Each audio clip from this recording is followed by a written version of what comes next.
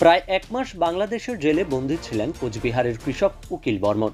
স্থানীয় ও পুলিশ সূত্রে খবর, এক মাস আগে পশ্চিম শীতলকুচি সীমান্তে কাঁটাতারের ওপারে নিজের জমিতে চাষ করতে গিয়েছিলেন উকিল। অভিযোগ, সেই সময়ে বাংলাদেশ থেকে আসা কয়েকজন দুষ্কৃতী তাঁকে হাতিবান্ধার দিকে তুলে নিয়ে চলে যায়। পরে বিজিবি অর্থাৎ বর্ডার গার্ড বাংলাদেশ উকিলকে উদ্ধার করে। খুবই একটা আতঙ্কে আছি, ভয়ে আছি যে ওইদিকে যাই, বাবাকে যে এরকম করে নিয়ে গেল সেরকম যদি আমাদেরকেও নিয়ে যায় তাহলে তো একটা দুশ্চিন্তার বিষয় আছে। সূত্রের খবর, বাংলাদেশ প্রশাসন তার বিরুদ্ধে মামলা রুজু করে আইনানুগ ব্যবস্থা নেয়। এই জটিলতা মিটিয়ে উকিল বর্মনকে দেশে ফেরাতে বিএসএফ এবং বিজিবি কয়েক দফায় ফ্ল্যাগ মিটিং করলেও সমাধান সূত্র বেরোয়নি। তবে বুধবার রাত থেকে পরিস্থিতি পাল্টাতে থাকে। প্রশাসনিক তৎপরতার পরে উকিলকে বিএসএফ এর হাতে তুলে দেওয়া হয়। ডাউনলোড করুন এই সময় অ্যাপ, iOS ও অ্যান্ড্রয়েডের জন্য।